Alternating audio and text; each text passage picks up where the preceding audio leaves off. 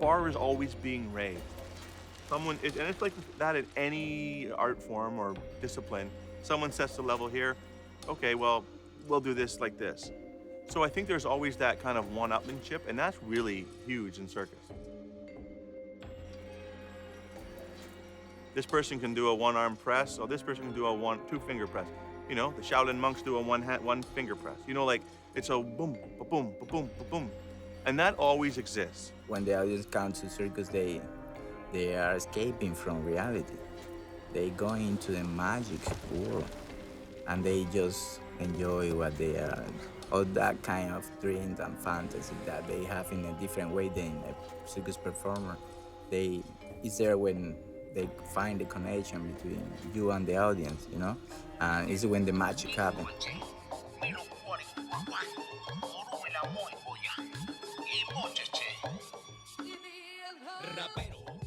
I am from Cuba, more especially Buena Vista. Same place the famous Buena Vista Social Club is from. It's a ghetto, but very colorful ghetto. I remember when I was a kid, my father always was working out in home, doing exercise. I think he was the main inspiration to me because I was a really small and skinny kid. So I started doing exercise. When I saw him doing push-up, I started doing push-up with him. That was the beginning. So I became a gymnast and a judo competitor. So all my friends pushing me, go to the circus, start doing circus. I did Chinese pole, acrobatics, general acrobatics, you know, and hand balancing. I did an audition and they hired me as a performer in the Cabaret Parisien at the National Hotel.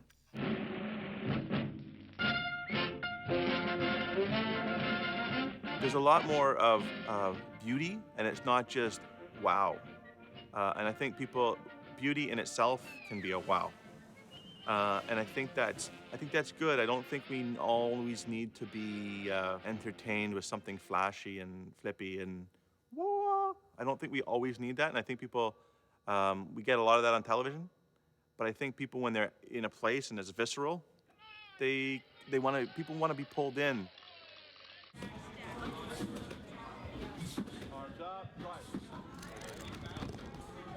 Theater and film and all that is escapism. It's like, I want to sit down in this chair and take me somewhere. Take me somewhere with wow. Take me somewhere, tell me a story. Excite me, make me sad. But, you know, take me out of me.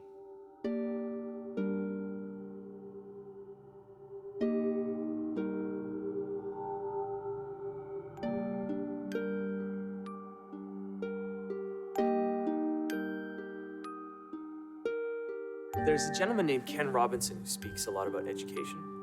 And I really liked what he had to say about the arts and education. When you're watching a performance, everything is together, everything is engaged. What you're seeing engages you, what you're hearing engages you. On multiple levels, whether it's what the person is doing, what the person is wearing, the set that they're on, the music that they're performing to, their connection to the audience.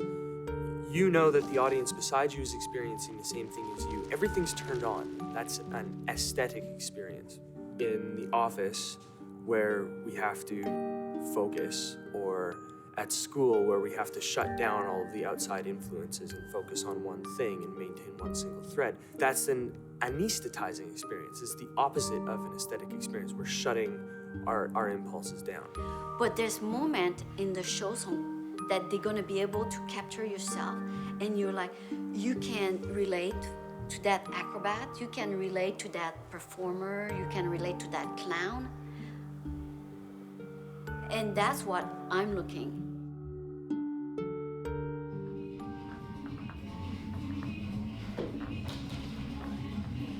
I went to Australia trying to figure out exactly what to do with all of this performing work that I was doing. I had been told that it was an excellent place to be on the festival circuit and a really good place for fire spinning arts, and at some point someone said, "Oh, so you're a circus artist?" And I started to realize that as an umbrella, yeah, circus really contained what I was doing a lot more than before. Then came to Vancouver and started working at a circus school, and that's really cemented that path of I'm not just a fire dancer or a juggling artist or even an object manipulation artist. I suppose I'm a circus artist.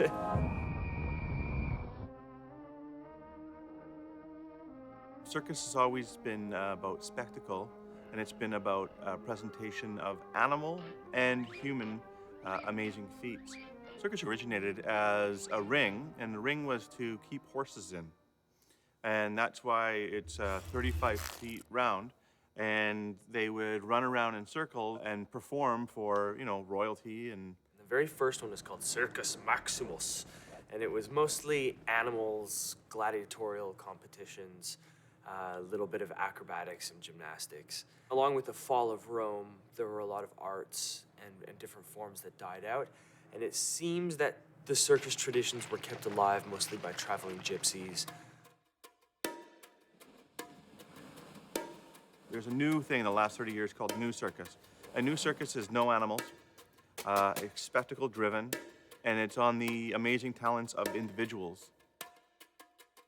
People call the hand balancing the ballet of circus because it's about beauty, the way that you hold crazy position, postures.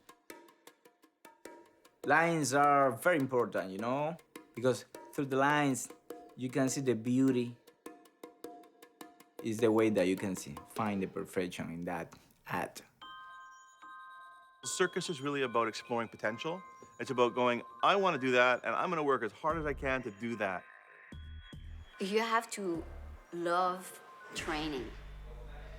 If you don't know how to train, if you don't like training, you cannot be at that high level because you're always in the gym. You always have to train.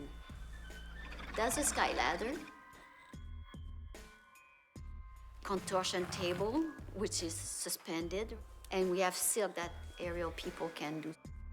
Luckily, in 2003, we found the Peony Garden Auditorium, and it's like a big cavernous space, 30 feet high, which you need. In circus, you need height. This space was built in the 1940s. It has 1,400 seats that circle the space that we're in right now. We're using not just the floor space, but we're using the airspace.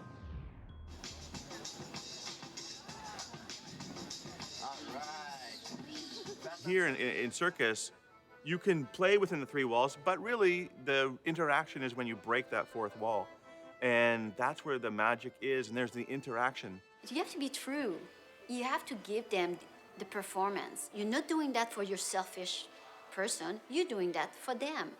You've maybe done it 152 times. They've seen it the first time.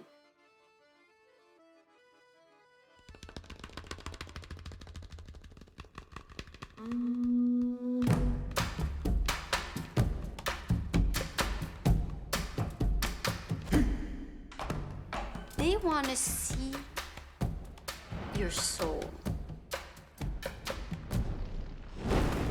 So as a performer, that's what you have to be able to do. It's go and get the energy to give it back. I look at whether my performance was good and bad more in the sense of, was I able to connect with my audience? And did I suspend their disbelief? Did I bring them out of sort of like the gray, jaded world and into a world where they can believe in things floating, or they can believe that magic can exist? I wish find people interesting to be performers or learn something different. Beyond myself and my own sort of artistic and creative aspirations, I would really like to see the community that I work in find its own voice, that being West Coast circus. I didn't find yet the right person the right student to pass the torch. I wish and I will. We evolve through culture and through the things that we think and the behaviors that we have. And as an artist, I'm a part of culture, and I'm a part of what drives those changes in people.